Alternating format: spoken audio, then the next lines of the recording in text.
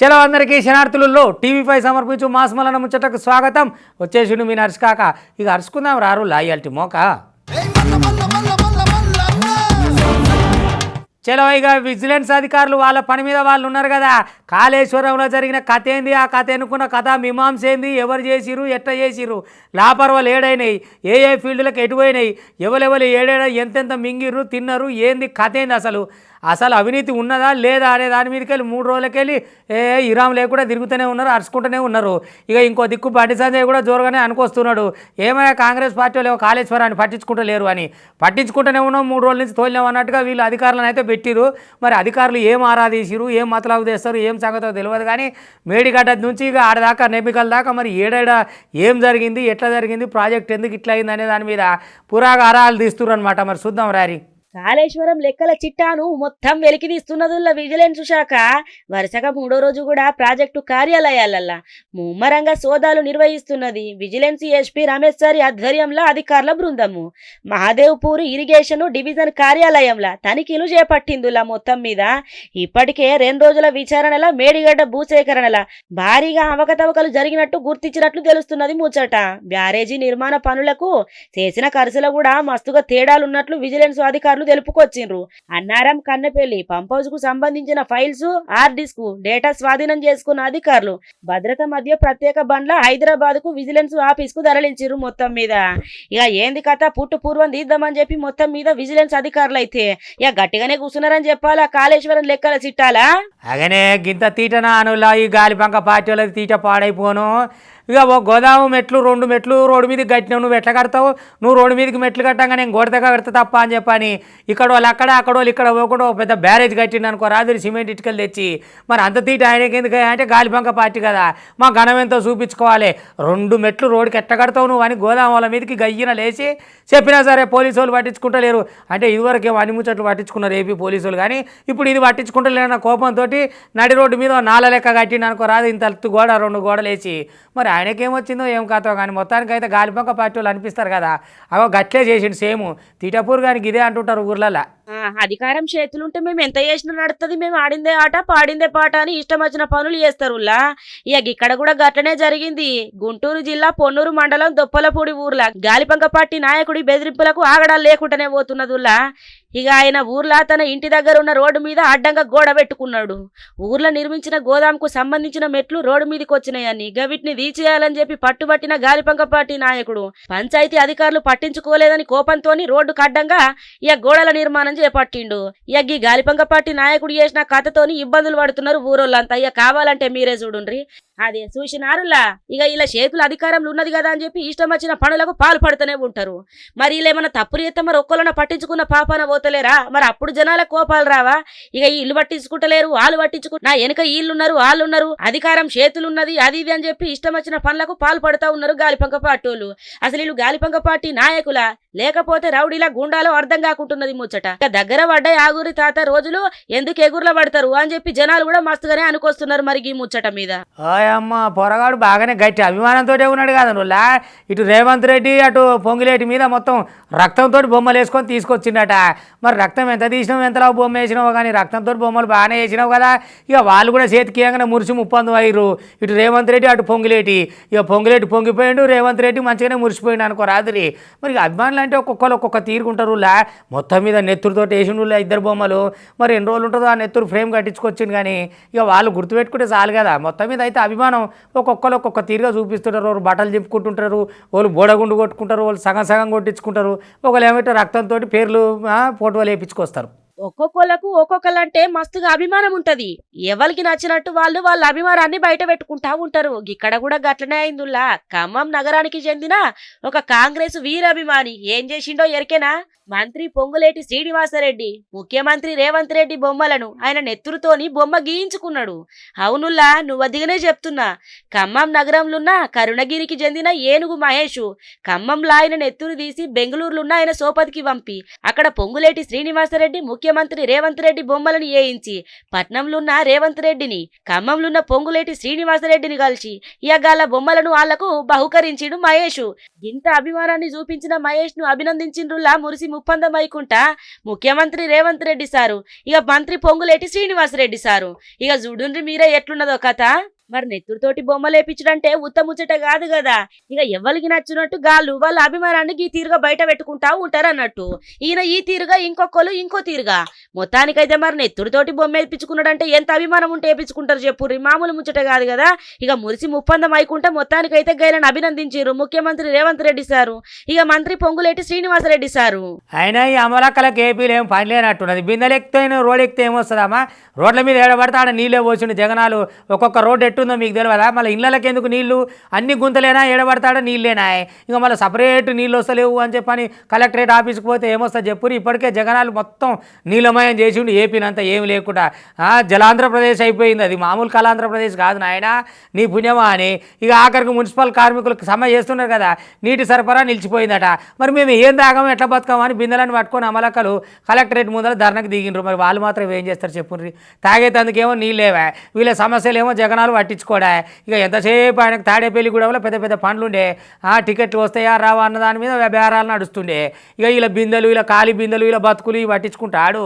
ఇక గట్లే ఉంటుంది అన్నట్టు ముచ్చట.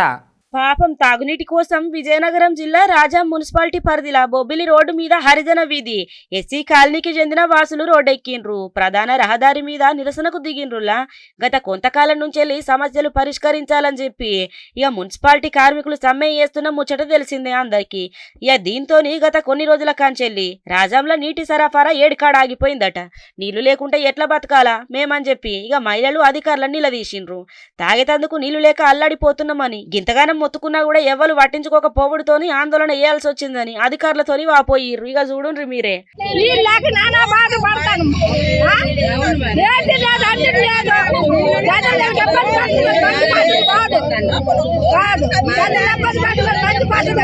అడ్డింకెళ్తే కదా ఏదో మాకు రూప సభ కొల బిల్లు ఎలా కట్టేస్తాము, వేరు వేరు చెప్తాడు. 5,000 అని చెప్తాను. లేదా అది చూసినారులా గదన్నట్టు ముచ్చట. ఎందుకు లేవమ్మా ఏపీల నీళ్లు? ఆడ చూస్తే ఆడ నీళ్లే. ఇక ఏపీల రోడ్ల మీద చిన్న చిన్న చెలిమలాయే, పెద్ద పెద్ద ఆగులాయే, అంకలాయే, డొంకలాయే.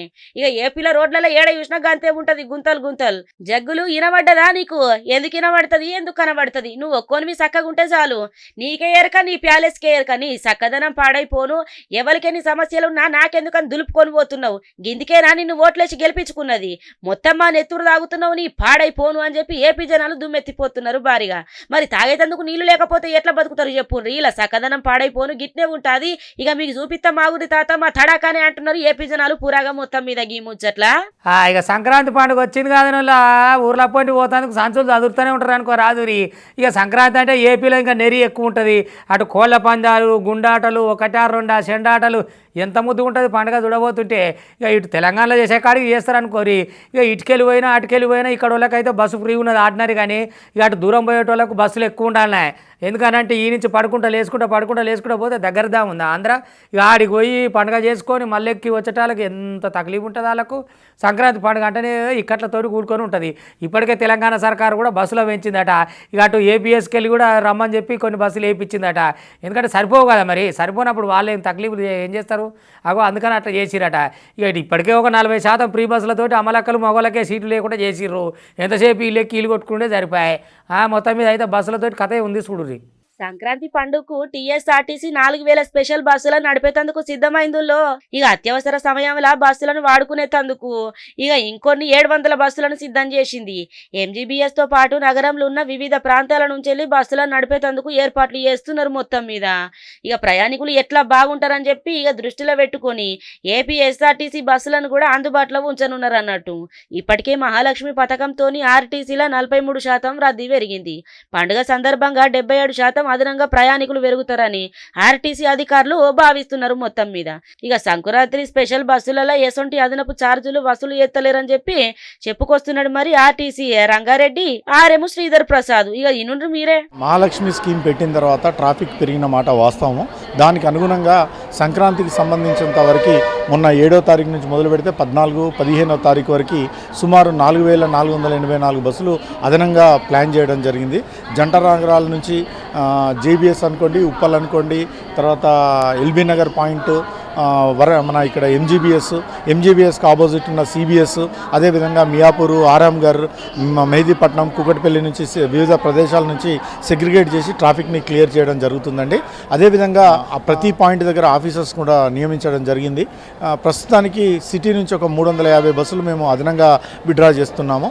ఒకవేళ ట్రాఫిక్ కనుక పెరిగేది ఉంటే అదనంగా ఇంకో 700 బస్సులు, అంటే ఈ 4400 బస్సులకు 700 బస్సులు అదనంగా డైవర్ట్ చేసి తిప్పడానికి ప్రణాళికలు సిద్ధం చేయడం జరిగింది. అది చూసినారు లగ్గదన్నట్టు ముచ్చట. ఇక మొత్తం మీద పండుగ అని చెప్పి అందరూ పల్లెబాట పడతారు కదా పట్నంలోకేచి. ఇక మస్తుగుంటది. ఇప్పటికే తీరుగా జనాలు వస్తున్నారు కాలు పెట్ట సందు లేకుండా. ఇక ఇట్లయితే కాదు అని చెప్పేసి ఇట్లా బస్సులు పెంచిరు మొత్తం మీద. ఏదేమైనా పండుగకు అయితందుకు ఏం పీకర్ పడకూరి, బస్సులు అయితే బాగానే పెంచుతున్నారు భారీగా. ఒక కుప్పం ఒంగోలేంది ఏడున్నా గదే లెక్క ఉంది అయ్యా. మొత్తం మీద జగనాల్ గారు తమరు సిట్టింగ్ జాగాలో ఎవరు మెడలు కోస్తారో ఎవరికి తెలుస్తలేదు కదా. ఇక ఇటు తాడేపల్లిగూడెం కాడ నివాడి హాస్టల్కి వచ్చి మంత్రి ఇటైతే కాదు హైదరాబాద్ పోదామని హైదరాబాద్ పోతుర్రు. ఇంక ఇట్టా కాదు అట్ట కాదు చక్కగా మళ్ళీ చంద్రబాబు గారిని కలుద్దాం అనుకుంటే చిన్నగా ఆ మరమ్మత్తు మీద ఉన్నారు అనుకో రాజురి. మరి నువ్వు ఇట్లా బేరాలకు పెడతావని వాళ్ళకే వెరక. ఇక ఇప్పుడు నువ్వు వద్దన్నావు అనుకో వెనక సిరి వాళ్ళ రాజకీయ భవిష్యత్తు ఏంది? ఆయమన్న వాళ్ళనేమో కాదంటున్నావు, కాదన్న వాళ్ళని అవునంటున్నావు, నీ ఇష్టం వచ్చిన వాళ్ళని పెడుతున్నావు, నీ కష్టం వచ్చిన వాళ్ళని తీసేస్తున్నావు, మేము ఎటు పోవాలి, మా నష్టం ఏంది, మా లెక్కేందని ఇక సిట్టింగ్ కాంచెలు ఆశలు పెట్టుకున్న ఆశవాగుల వరకు అందరూ బంగ్లా చుట్టూ తిరిగి మళ్ళీ హైదరాబాద్ బాట పట్టిరట. మరి ఏం చేస్తారు చెప్పురి. ఈయనేమో ఏ ముచ్చట చెప్తలేడా, ఎవరిని లోపలికి రాణిస్తలేడా, పైసలు చేతిలో పట్టుకొని నిలబడమా, వస్తుందా రాదా. ఓసారి పదవులు ఉన్నాక మళ్ళీ పదవి లేకుండా తిరగాలంటే ఎట్టుంటుంది పబ్లిక్లా. అగో ఆ భయం మీద పాత ఎమ్మెల్యేలు ఇస్తారా అయ్యారా అని కొత్తగా ఆశాబాహులు. ఇక మరి జగన్ గారు ఏమో ఏ సప్పులు లేదు, ఇటు ఏపీ అయిపోయినా ఏం అక్కర్లేదు, అటు వాళ్ళు ఏమైపోయినా అక్కర్లేదు. ఎంతసేపు సార్ బంగ్లాలు ఉండాలి, వెనక చిన్న రాజకీయం నడిపియాలి అంతే అన్నట్టు. అగనే కథ పాడైపోను. గాలిపంక పార్టీలో మొత్తం గందరగోళమే ఉన్నది కదా. ఇక నమ్ముకుంటే మొత్తం ఆగం చేసి ఇడిసబెట్టే జగ్గులు, నమ్మి నానబోతే పుచ్చిపూరలాయే అన్నట్టే ఉన్నది కదా కథ పాడైపోను. ఉమ్మడి కడప జిల్లాలో ఉన్న కొన్ని నియోజకవర్గాలలో సిట్టింగ్ ఎమ్మెల్యే మెడల మీద తాడపల్లి కత్తి ఏలాడుతున్నది. నిన్న రాజంపేట సిట్టింగ్ ఎమ్మెల్యే మేడ మల్లికార్జున రెడ్డిని ఇక గాలిపంక పార్టీ హైకమాండ్ పిలిచి ఇక టికెట్ నిరాకరించుడుతోటి తన రాజకీయ భవిష్యత్తు కార్యాచరణ మీద ఏంది కథ ఏందని మొత్తం అయోమయంలోనే ఉన్నారనుకోరాదు మొత్తం మీద. ఇక ముఖ్యంగా రాజంపేటలో ఉన్న ఆకే పార్టీ వ్యతిరేక వర్గం గాలిపంక పార్టీని ఈడి టీడీపీలో చేరేతందుకు రెడీ అవుతున్నారు. ఇక ఇంకోరోకు కడప జిల్లాల ఇంకో 2 ఎమ్మెల్యేలకు అధిష్టానం పిలుపు వచ్చినా కూడా గలు హైకమాండ్ కాళ్ళు లైట్ తీసుకుంటున్నారు. ఇక ప్రకాశం జిల్లా గాలిపంక పార్టీలో గందరగోళమే ఉన్నది. ఇటు దిక్కు చూసుకున్నా కూడా సీనియర్ నేతలు ఎంపీ మాగుంట శ్రీనివాసులరెడ్డి, ఒంగోలు ఎమ్మెల్యే బాలినేని శ్రీనివాసరెడ్డిలను జగనాలు పక్కన పెట్టుడుతోని కేడర్ బగ్గుమంటున్నది. ఇంకోరోకు జగన్ను కలిసేందుకు 3 రోజుల పాటు ప్రయత్నించిన బాలినేనికి అవకాశం ఇయ్యలేదు. ఇక దీంతో చూసి ఉండడం వేస్ట్ అని చెప్పి విజయవాడ నుంచి హైదరాబాద్కి వెళ్ళిపోయిండు. ఇక జిల్లాల కొన్ని నియోజకవర్గాల పార్టీ సమావేశాలకు రావాలని ఆయనను విజయసాయి రెడ్డి ఆహ్వానించిన నో చెప్పేసిండు. ఇక ఉమ్మడి ప్రకాశం జిల్లాలో ఉన్న కందుకూరు నుంచి మహిదర్ రెడ్డిని పక్కన పెట్టుడుతోని కూడా కేడర్ గర్రుగా ఉన్నదులా మొత్తం మీద. ఇక మొత్తానికైతే పంకరెక్కలు పటపట ఇరుగుతున్నట్టే కొడుతున్నది. ఏంది మాకు ఈ కర్మ, నమ్ముకొని ఉంటే గింత అన్నాలం జరుగుతుందా, గింత కథనా అని చెప్పి మొత్తానికైతే హైదరాబాద్ బాట పట్టిరనుకోరాదుర్రి. ఇక గాలిపంక పార్టీలో మొత్తం గిట్లనే ఉన్నది ఇప్పుడు ఆడ చూసినా గానీ. అయ్యో ఆయమన్న పులులు 3 రోజుల నడవనే 3 చచ్చిపోయినట్ట కదా పాడైపోను. ఈ ఆదిలాబాద్ రోగు నిన్నమన్నా తిరుగుతుండే కదా, పుల్లని భయపడుతుండే కదా జనం. ఇక ఈ నడవ ఎటుపోయినాయో ఏమో కథ. ఒక మన్నో ఆవును చంపిందట, ఆవును చంపి తిన్న కాడ ఒకటేసారి మొత్తం తినదు కదా, మళ్ళీ వచ్చి తిందామంట అలా కాడ ఇంత గుల్కల మందు అది ఇది ఏమో మందులు పోసిరట. ఆ చచ్చిపోయిన పులికి మెడకు సిక్కు కూడా ఉన్నదట. మరి ఆ కాంచెలు శవాలు కనబడతలేవట. మరి ఎటుపోయినాయి శవాలు, ఎవరైనా పాతిపెట్టిరా, రైతులే కోపంతో వాటిని చంపిరా, మందు పెట్టి ఏం చేసిరో తెలియదు, ఆవులు తింటున్నాయని. కానీ పుల్లు అయితే కనబడతలేవట. అడవాధికారులు అడవులంగా బండ్లు వేసుకొని బుయ్యా ఇటు తిరిగితే ఎడ దొరుకుతాయి, ఆ కెమెరాలు ఏడునేవో ఏం సంగతో చూస్తే దొరుకుతాయి. కానీ ఆయమన్న పులులు చచ్చిపోయాయి కదా అని చెప్పని 3 పులులు చచ్చిపోయినాయట. ఇక వాళ్ళు పరిశాన్ అవుతున్నారు. మరి ఇంతకు అడవాధికారులు చెప్తారా సమాధానం? ఆ పులులకు ఎవరు చెప్పాలి? ఏం కథ చూడురు కథ. కొమరంభీం జిల్లా కాగజ్ నగర్ మండలం దరిగాం అడవులల్లా 2 పులులు కాలం చేసిన ఘటన రాష్ట్ర వ్యాప్తంగా కలకలం రేపిందుల్లా. ఇక మూడొద్దులనే 2 పెద్ద పులుల మరణాలు సంచలనంగా మారినాయి. ఇక ఈ మృత్యువాత ఘటన అయినంకట అటవీ శాఖ మిగిలిన వీటి కోసము అన్వేషణ షురూ చేసింది. ఈ ప్రాంతంలో మస్తుగా సంచరించే S6 దాని పిల్లల ఆచూకీ వారం రోజుల కాంచెల్లి కనిపించకపోవడంతోని అవి సురక్షితంగా ఉన్నాయా లేవా అనే అనుమానాలు వ్యక్తమవుతున్నాయి. మంగళవారం రాత్రి నుంచి పెద్ద సంఖ్యలో అటవీ సిబ్బంది కాగజ్ నగర్ దరిగాం నుంచి అటు వాంకిడి ఇటు సిరిపూర్ వరకు గతంలో పులుల కదలికలున్న ప్రాంతాలన్నింటిని కూడా జల్లెడబడుతున్నారు. ఇక సోమవారం నాడు మృతి చెందిన S9 పులి ఇక గది చచ్చిపోయేందుకు 2 రోజుల ముందే ఒక ఆవును చంపింది. సాధారణంగా చంపిన జంతువు పెద్దదైతే పులి కొన్ని రోజుల పాటు దాన్ని తింటదన్నట్టు. ఇక ఈ క్రమంలోనే S9 పులి చంపిన ఆవు కలేబరం మీద గడ్డి మందు ఫ్లోరైడ్ గుళికలను జల్లుడుతోని ఇక తెల్లారి కూడా గదే మాంసానిగా పులి దినుడుతోటి కాలం చేసింది. అయితే గా కాలం చేసిన పులి మెడకు ఉచ్చు కూడా ఉండు దాన్ని ఎప్పుడు ఎవరు బిగించిర్రో అధికారులకే స్పష్టత లేకుండా పోయిందుల్లా. ఇక ఈ నేపథ్యంలోనే వాంకిడి మండలం సిత్తరేటు ఊరికి చెందిన 6 వ్యక్తుల్ని అనుమానితులుగా భావించి అటవీ అధికారులు అదుపులోకి తీసుకుని విచారిస్తున్నట్లు సమాచారం వినబడ్డది. ఇక గివుల్లా ఇవాళ టీవీ5 సమర్పించు మాస్ మలన ముచ్చట్లు చూస్తూనే ఉండరు. మళ్ళీ రేపు ఇది వరదాకా మీ టీవీ5 ఇగుంటా.